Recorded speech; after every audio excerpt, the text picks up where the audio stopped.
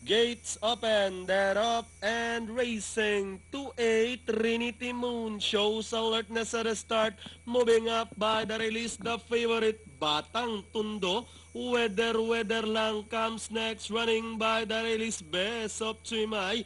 Mooney Money moving up on the outside to take the fourth spot down in fifth. Is entry number 2, Best of Chimay. Then followed over by Prapu Bell, both second last, and Sweet Kid is the early trailer. Heading towards the 1,000-meter mark, we have two runners spotting it out for the lead. Trinity Moon from the outside.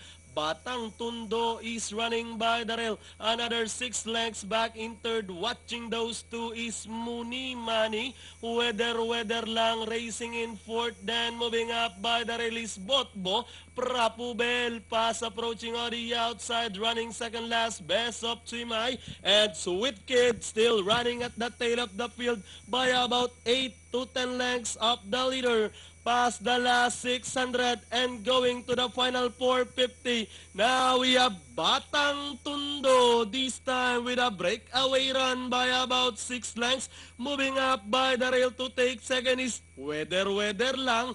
Botbo moving up to take third on the outside by the rail. Best of Chimay. Mooney Money. Trinity Moon is fading out. Moving up Sweet Kid and Prapu Bell now running at the tail of the field with the last 100 meters more to run.